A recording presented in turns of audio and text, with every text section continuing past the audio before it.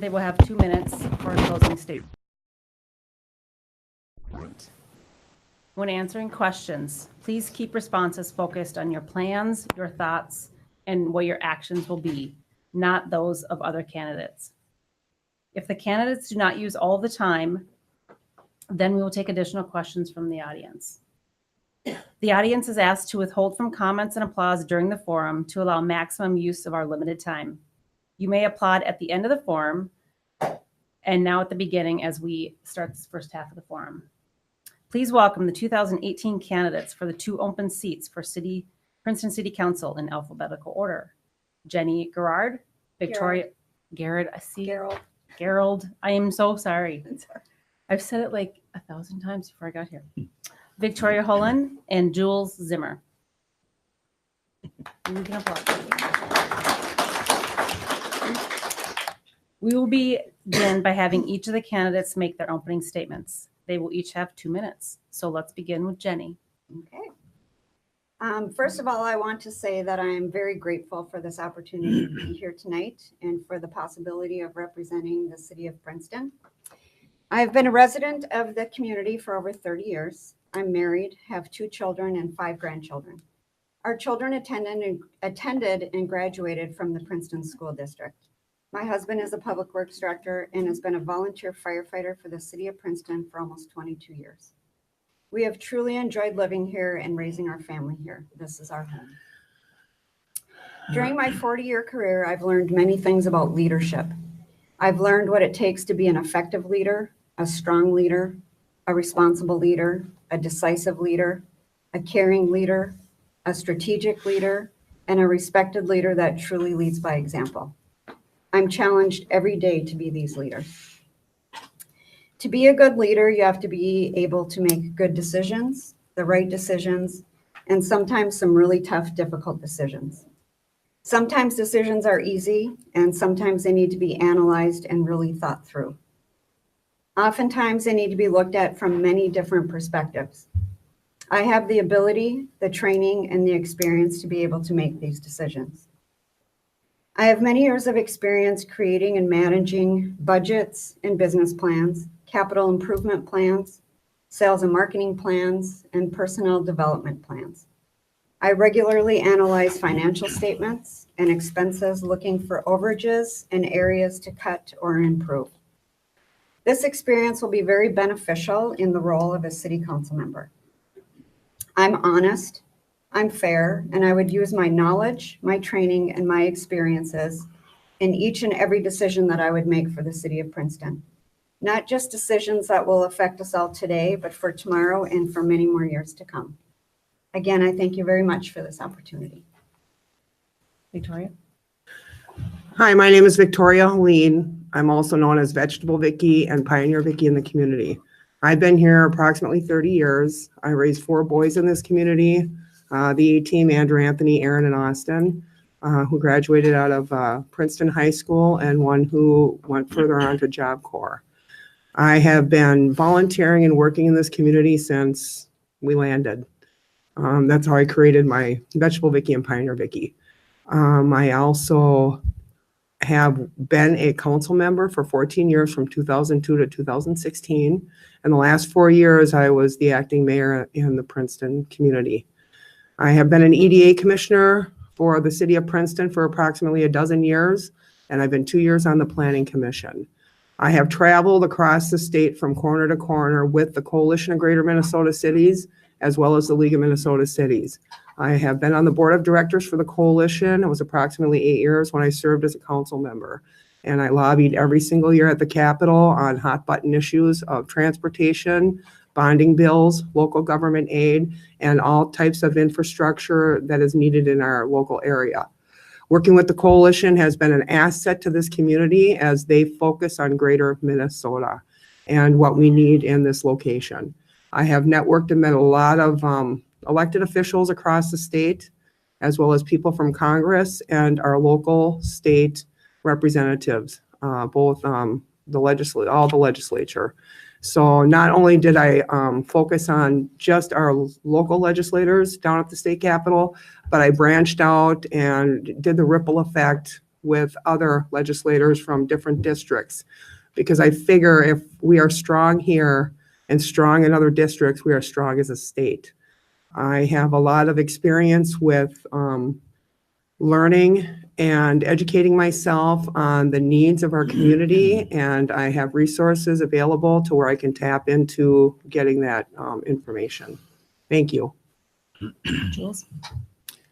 Well, I'd like to thank the Chamber of Commerce for hosting this event this evening, and thank all of you folks for coming out tonight.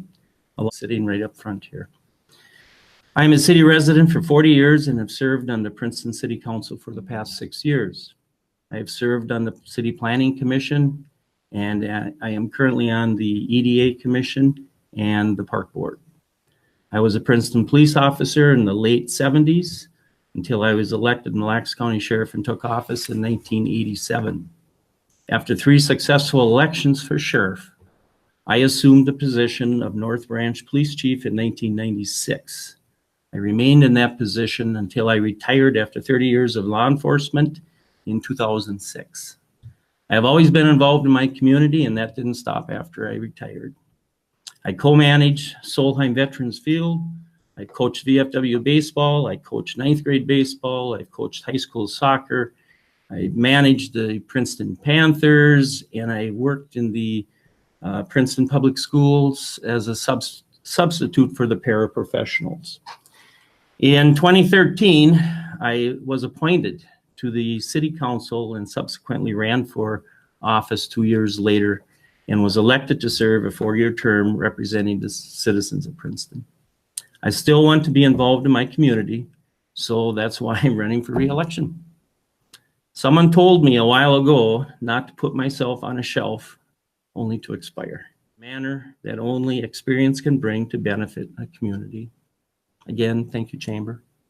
And thanks all of you folks for coming out. It means a lot. It shows you're really interested in your community. Thank you. All right, thank you, candidates. We will begin with the questions. Question number 1, what involvement with the city have you had, and how has it prepared you to serve in the best interest of the city, its residents, and its businesses?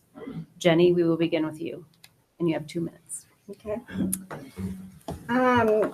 You know, one of my first jobs when I was in the city of Princeton was I managed the American Inn. I managed that for about 3.5 years before I moved into regional management, which took me, you know, all over to 5 different states. So while I was a manager of the American, I was very involved in the chamber. I got involved in, for a while, they had a tourism committee that I got involved in.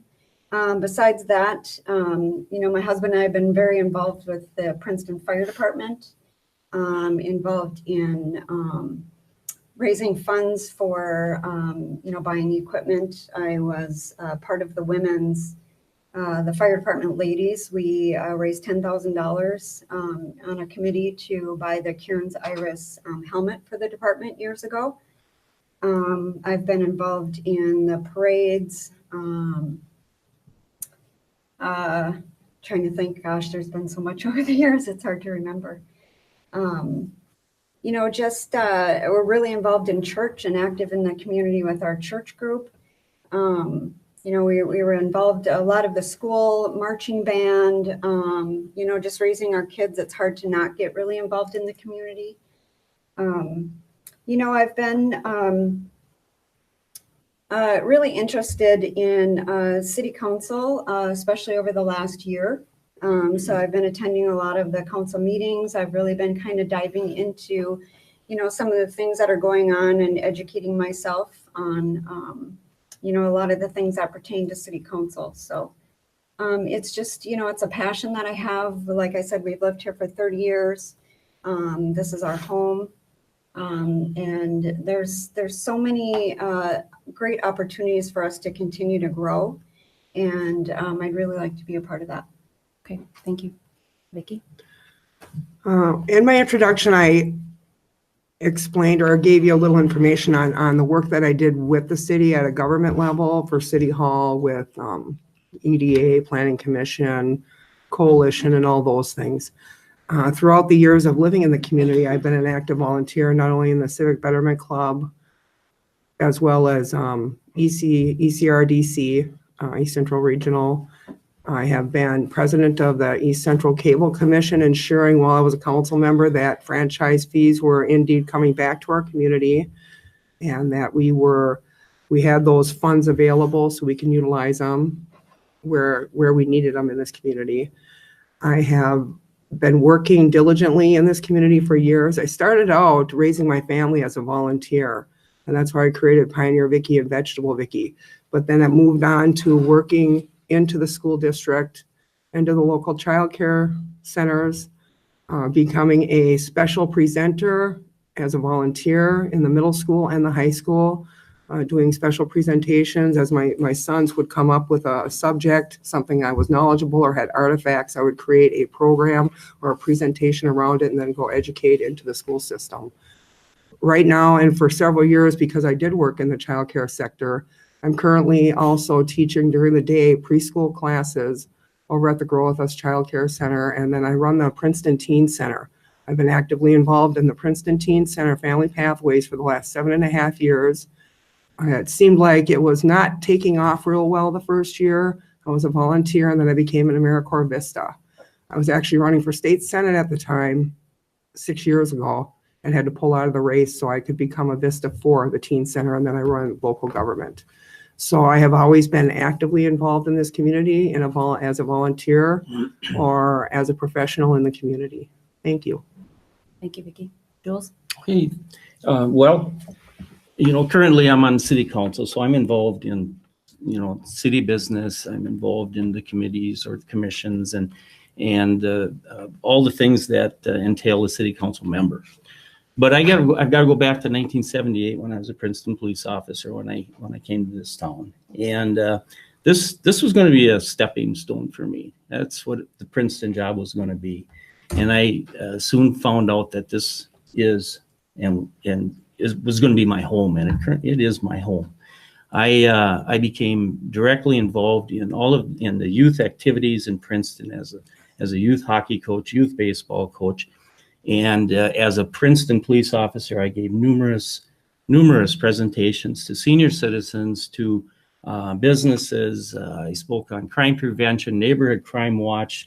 I did premise surveys for businesses. The community ed was heavily involved with the alcohol programs that they had. And then as a Mille Lacs County Sheriff, when I was elected, Princeton, I did not forget. I have the whole county, and I continued in that direction because I felt that those types of public services were so important to communicate to its people, the safety factors and all of the things that needed to be done as the Mille Lacs County Sheriff. And Princeton was very, very good to me in the elections. And I'm still grateful and thankful for the citizenship when the elections came around. I think, Julie, if I remember, Princeton was like 5-1 that put me in the office for 3 terms as your Mille Lacs County Sheriff. So I was heavily involved in the city of Princeton, and that has continued to this day, and it will continue. I really, this is my home. It's not my hometown, but I consider it my home. Okay, thank you. Yep. Question 2. What are your thoughts on the value of the municipal liquor store? Victoria, we'll start with you. Well, I think the municipal liquor store is very, very valuable to our community. And as I traveled across the state, like I said, I had done, for several years, there were a lot of other communities and a lot of other elected officials that I had talked to who were a little bit distraught that they themselves did not have a municipal liquor store in their communities. They saw the immense benefits that it does entail. It provides extra funding for different programs and projects that we have in our community. The money that we receive through the liquor store goes back into the community. It also can help defer tax increases on our citizens in the community when we have these major projects coming on, or new roads coming in, or a regional safety building.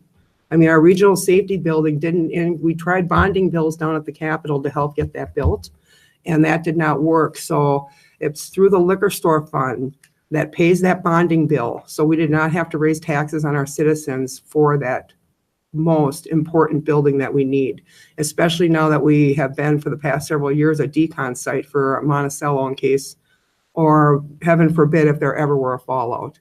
So that is beneficial to our community.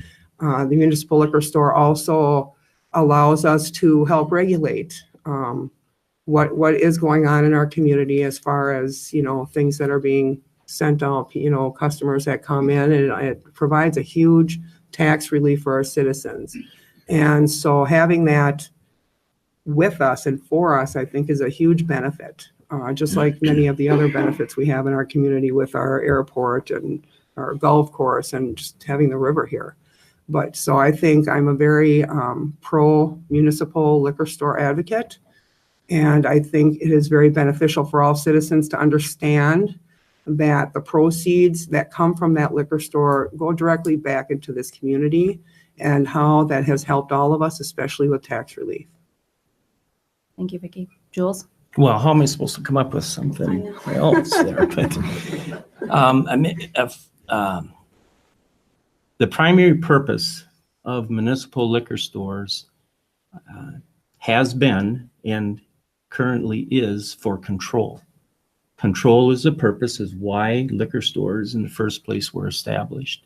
Bought at one place, one control, and a governing body to make those decisions and have control of the liquor that is distributed in local communities. That was the primary reason why liquor stores. From there, it's evolved to, yes, it does generate revenue.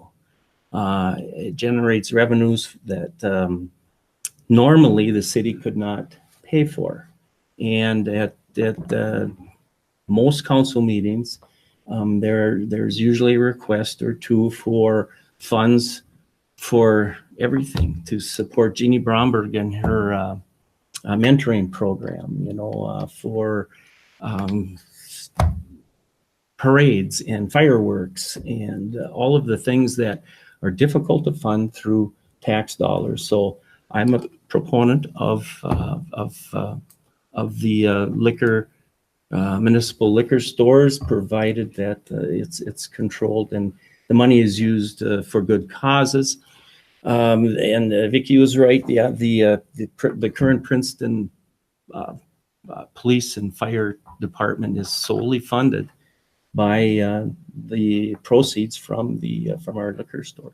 So it's a valuable asset for the community, and but we need to still have that local control. Thank you. Thank you. Jenny? Well, I was hoping you weren't going to call me first each time, but this time I kind of wish you would have, because they took all my answers. But That's tough. anyways, I'll just reiterate the same thing. I agree with everything they said. The municipal liquor store, all the revenue that is generated is currently paying the debt for the public safety building, which is huge for taxpayers in Princeton. The funds are used to help reduce city tax levy by putting profits back in the general fund. It also helps to allow local government assurance that only those of legal age are purchasing alcohol in the city. It provides some jobs for people in town. I just think it's a really great asset for the city to have. Okay, thank you. Question 3, putting yourself in the role of a city council member. We have a 2-part question. Now, what do you consider a conflict of interest? And what are your thoughts on how to handle conflicts of interest or possible overlapping obligations? Jules, we will start with you. A conflict of interest is mainly it's if you can monetarily benefit from decisions that you would make as a council member, and that would be one major conflict of interest. If you're benefiting personally by a decision that you're making on the city council. Now, I was faced with this that I was struggling with a few months ago, and it pertained to the concession operation at the ball field. And the issue on the topic was, do you allow food vending trucks to sell their product in the park when the concession stand is open in the ballpark? And as you know, I'm heavily involved in the ballpark. So the question was that a conflict of interest for me? And it turns out I'm not. It's not. Because I am not benefiting personally. I'm promoting the parks, and that's why one of the reasons why I'm on the city council is to make the parks better, and the proceeds from the concessions make the parks better, and that sort of thing. So what was the second part of the question? Did I explain what the conflict of interest is?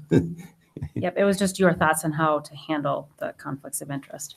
Oh, if Possible I over- had a real conflict of interest, I would just abstain from voting on that topic. I wouldn't vote on it. Okay, thank you. Yeah. Jenny? Again, I agree with Jules. I've done some research on conflict of interest because I was asked if there was a conflict of interest with myself running for city council, because my husband is a public works director. So I've done a lot of research into it, and I did check into it before I decided to run. But it's the same thing, a conflict of interest would be anything that, I would benefit from financially, by voting, for something that would benefit me. So the only way to get around it would be, one, to just announce that I need to abstain from voting on this particular item because it could be considered a conflict of interest, and then I would just have to abstain from voting on that particular thing. Okay, thank you. Victoria? Same as both of them said, conflict of interest is something you'd want to step down from. You don't want to vote. And you may promote it, but you're not going to vote on it. I have not myself personally been involved in a conflict of interest either here, and I know we have them also at the coalition. We signed waivers down there as well. If we're going to benefit either financially, physically, or in any way, shape, or form from whatever decisions are made or whatever direction that we take. So I have been on the council when there have been conflicts of interest where council members have stepped down over the course of the years. And so it's very easy to rectify something like that because we're a small community. We're kind of like Cheers, everybody knows your name type of thing. So, I mean, if there's a conflict of interest and we're not aware of it, our constituents certainly are. And they will be there. They will be going up to bat either for or against. And so we haven't really had a real problem with that I've noticed in this community, as possibly other communities. But I think that is the best way to handle it, is to just abstain, step down. And we have a lot of checks and balances, and it's called our constituents. And they're very helpful with, letting us know, when they think something is in our best interest or in theirs, whether it be a road project or something else. So, yeah, that's pretty much how I feel, the same way these two, Okay, Good job. great. Halfway through. 3 more questions. And this one is a 3-part question. Three. That 2-part one. So do we get There 6 you go. minutes then? Right, each? yeah. No. What are your plans to support area businesses? How do you personally support community businesses? What were the last 2 events you participated in locally? And Jenny, we will start with you. Okay, so plans to support area businesses, plans to support community businesses. How do you you do? personally support community businesses? Okay. And what was the last one? What were the last 2 events you participated in locally?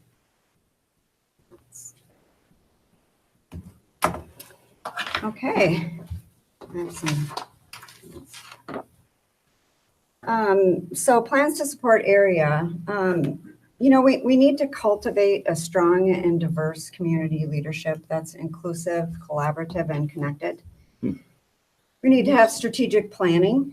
We need to join together with local stakeholders and join forces with our neighbors, city government, churches, schools, civic clubs, chamber of commerce.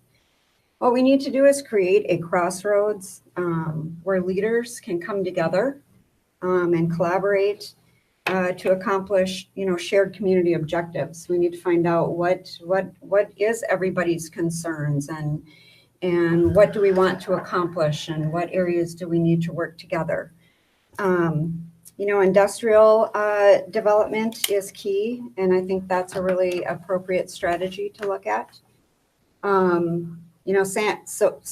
Plans to support, area businesses. I think we really need to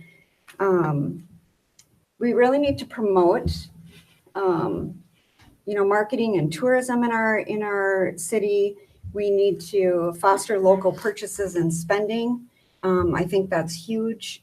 How do I support the community businesses? We shop in town. We do, 99% of our shopping in town. We shop at the liquor store. We shop at the local grocery stores. We shop, as much in town as absolutely possible. And I think, we need to make that be a priority for people if we want our businesses to continue to be successful. Okay. We really need to. Okay. Just finish your last sentence and then the time is up. Sorry. Oh, I'm sorry. Yes. I know. Okay. All right, Vicki. Could you please repeat the question? I have a hard time writing, so I didn't take notes. What are your plans to support area businesses? How do you personally support community businesses? And what were the last 2 events you participated in locally? Okay. So supporting area businesses is something I'm very actively pursuing at this point and have been all the years that I have been here. I mean, one of the things that I like to do, and I've taken all of my children to the last 30 years, is every open house, every community event, get out there, introduce my kids. And now that my kids have grown, I'm doing it with the teen center youth. And I have been doing that with them for the last 7 years. Bringing them to the community events, whether they be, an open house for any particular thing or a groundbreaking ceremony or anything, they volunteer. If these events in the community and these businesses have an event going on, I will try to get my youth to actually volunteer at these events. It's to help them is the marketing, to promote our community more so than just, we have a wonderful business environment and business climate here, but to also let the world know that we have all these other amenities that are supporting this community as well, from our golf course to our river to, our hospital, regional hospital. We have a regional library here. We have our safety building. We have all these wonderful things. And to support them, I shop here. I actually went to the AC and air conditioning event last Friday and brought a bunch of youth there who had a blast. It was wonderful for their grand opening. And I had won a gift card.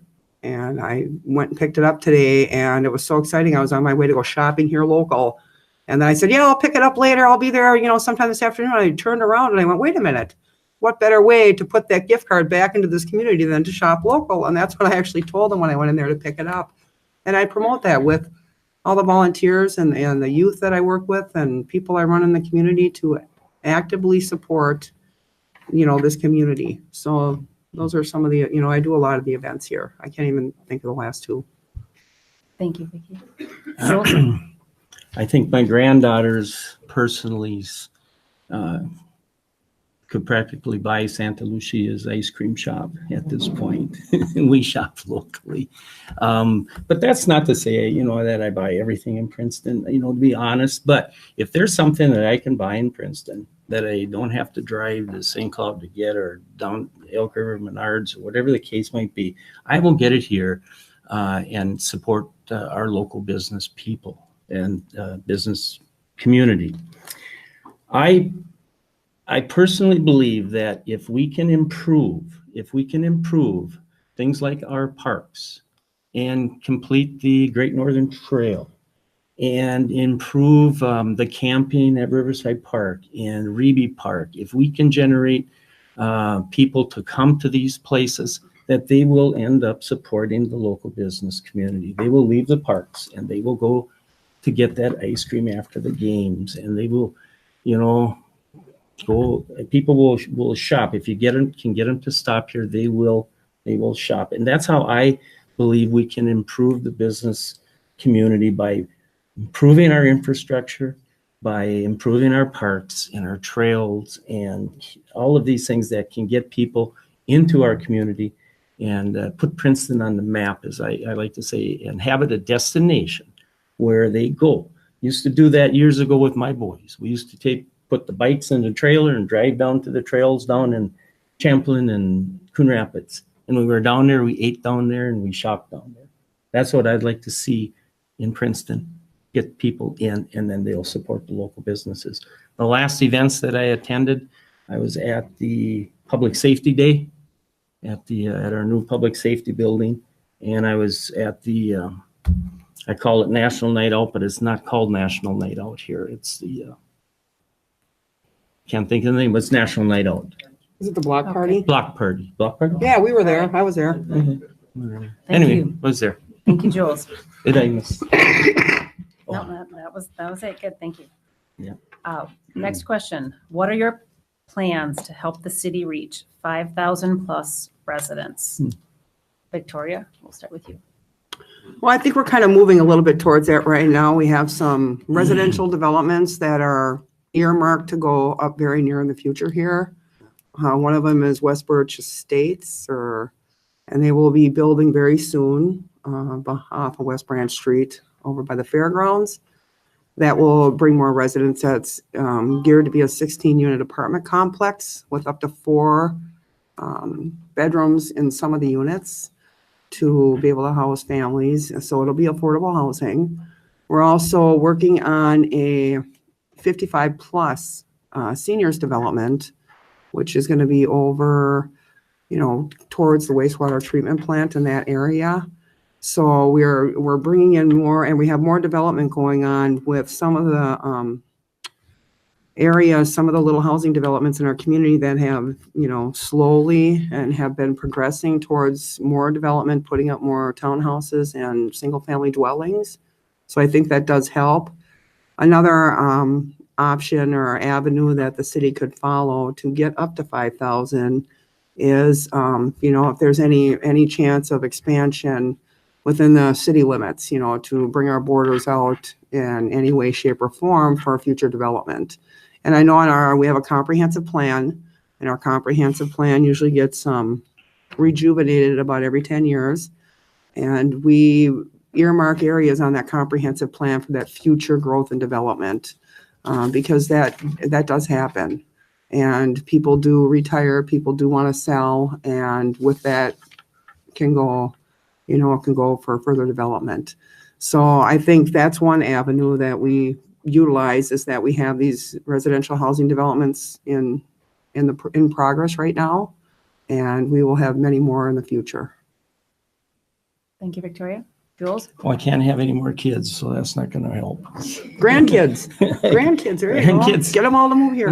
It's questionable too. But anyway, Vicki mentioned the West Birch project that's going on West Branch Street. That'll be 16 units.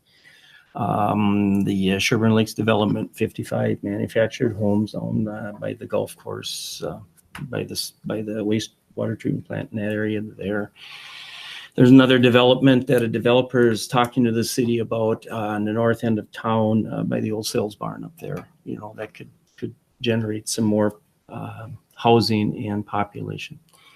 As far as taking in more land to hit the magic number of 5,000 so that we can get so many more dollars or get so much for our streets and that sort of thing. The city will have to weigh the benefit of that versus what we would have to provide to do that. If it's not as simple as just saying, hey, we're going to take this land here and put that there. We're gonna do that, and then our population. What if you do that? You have to still provide that. You have to provide the services for that. You have to provide police. You have water, sewer, and the expense might be too great to consider that. Those are things that city has to look at. The magic number, is 5,000 because you get more state aid, but let's get there in a reasonable way and not exceed what we are capable of doing, I guess is what I'd like to say. Thank you, Jules. Mhm. Jay? Small rural towns are struggling to survive in today's increasing urban. We have a lot of, the younger generations are moving to larger cities where there's more shopping and things like that. So as, the states keep urbanizing, we keep losing population. So 2/3 of rural communities in the U.S. lost jobs from 2007 to 2017. So I think in order to keep people here and wanting to come here, we need to keep working on increasing our, industrial development, which will bring jobs, which will attract people as well, and make people want to stay instead of, commuting to the cities, and then people get tired of the commuting, and then they move to the cities and those kinds of things. What Joel said earlier about parks and trails, those boost local businesses, and outdoor activities and amenities are really important when people are thinking about where they want to raise their kids and those kinds of things. So I think we really need to focus on continuing to improve all of our parks and trails and outdoor things, so that we can attract and retain residents and jobs. Okay, thank you. And the last question of the night for you. What is your vision for Princeton in the next 4 years, and how will you help turn that vision into reality? And Jules, we will start with you. The things that I envision Princeton in the next 4 years. One, I'd like to see Aero Business District that's out by the Public Safety Building. Some of those lots need to be filled. The city has been working on that for years and years. I'd like to see Riverfront. That'd be where Aldi's is going in. I'd like to see lots bought and businesses located at that location.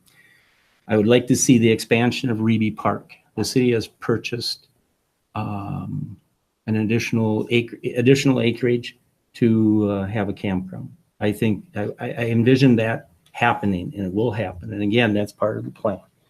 Bring people in a destination where people want to go, a nice camping area. Improve Riverside Park as well with more camping, updated camping. People will not stay down in the park. They will come up out of the park and frequent the businesses. The Sherburne Lake development, I'm hoping that will take off, and we'll see progress. We'll see progress with that. The Great Northern Trail is so important for this community. I feel it is. The completion of that'd be the trail by Crystal Cabinets that goes south all the way, then it would go north to McDonald's, to the behind the football field, all the way to Mark Park. 9,500 feet of trail for people to come and to ride it with their bikes, or drive their bikes, walk, whatever the case might be. That's what I see in the next 4 years as happening with Princeton. I also see a fishing pier. This fishing pier is going to come to reality thanks to the Princeton Rotary Club and the taxpayers of Princeton down in Riverside Park, a fishing pier. I don't know, go on with that. Oh, yeah. All right, well, and your time's up, so I'm sorry, but we would love to hear more now. Yeah. Jenny, your turn. So there's not a lot more to add to that other than what Jules has already said. Those are all great things that are in the works that, obviously we want to see come to fruition.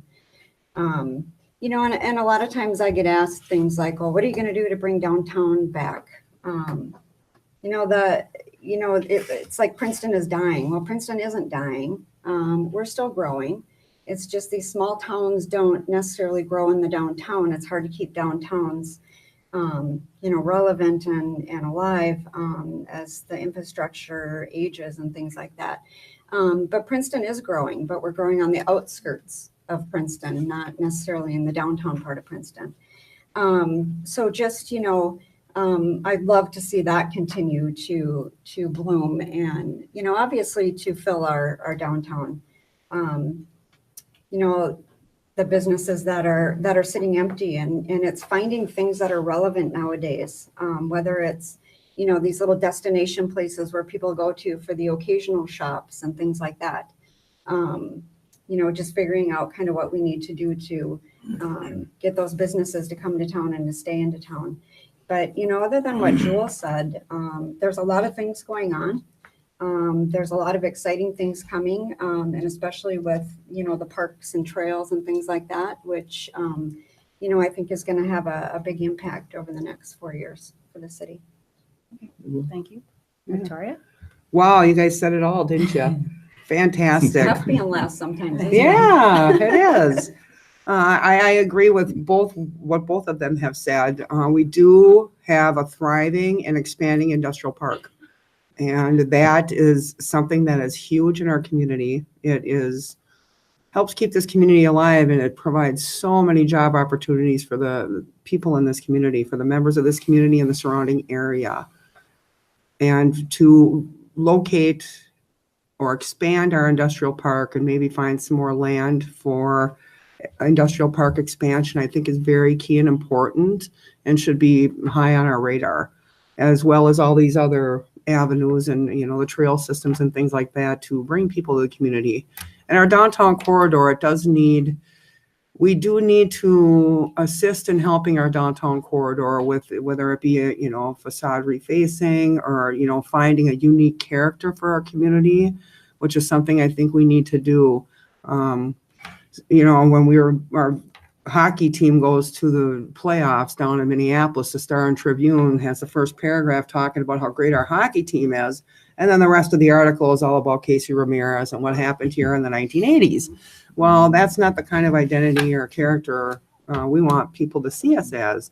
So I think if we could, collectively together as a community, as a whole, focus on something that could identify us solely as unique, I think that is key and important as well.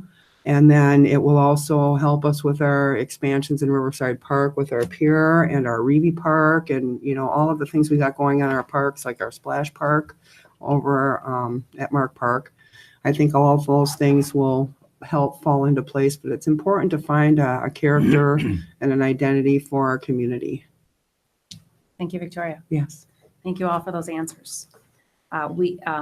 Each of the candidates will now be given the opportunity to make closing statements. So you will each have 2 minutes. Jules, we will begin with you. Okay, thank you. Thank you, Chamber of Commerce. And thank you all of you for attending tonight.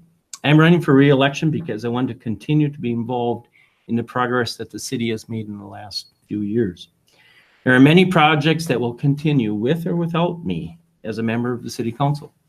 However, if you choose to re-elect me, I can assure you that I will make the best possible decisions that are based on facts and which benefit our community as a whole.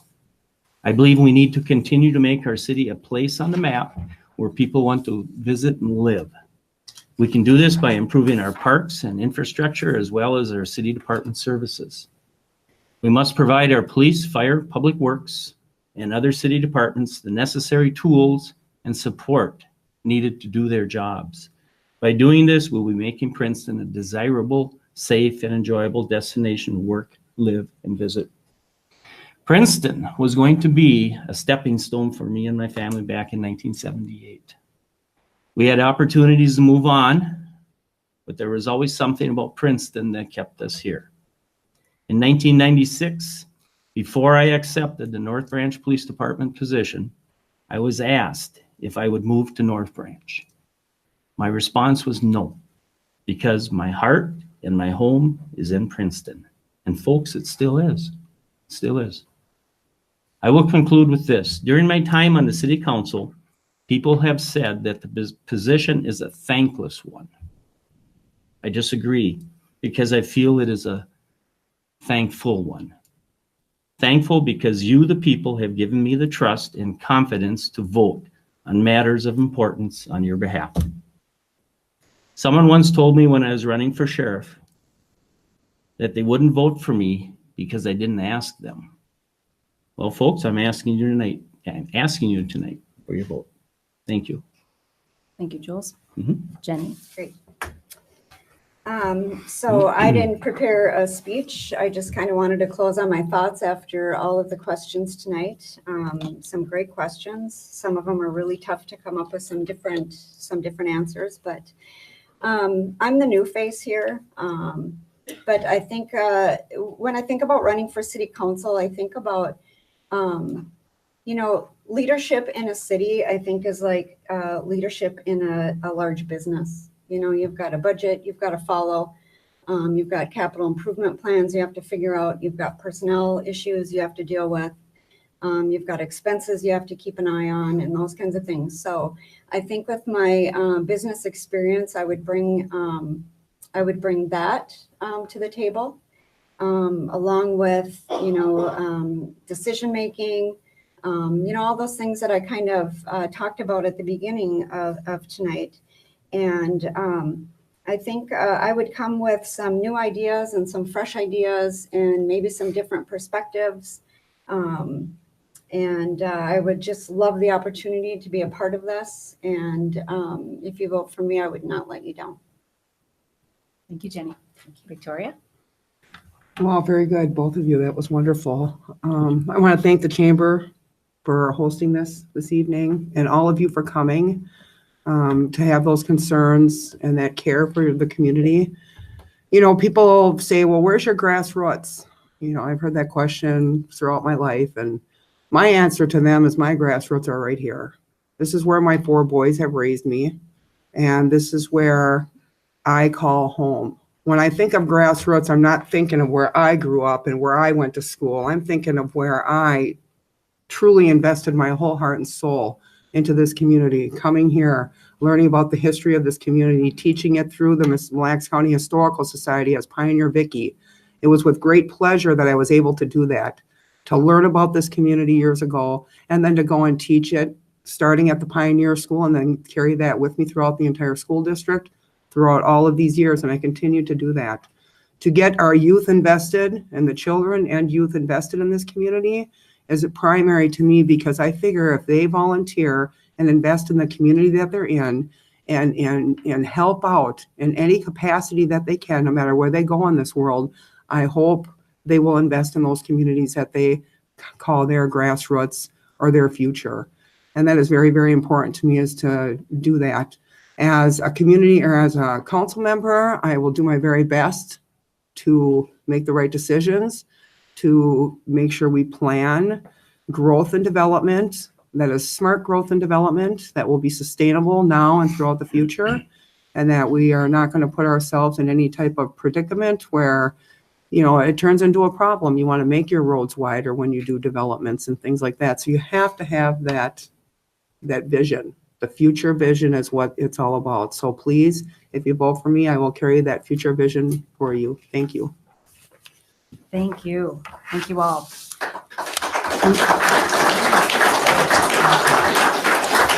This concludes the first half of the public forum. Jenny. You obviously already thanked you, but thank you, Jenny, Victoria, and Jules, for your participation.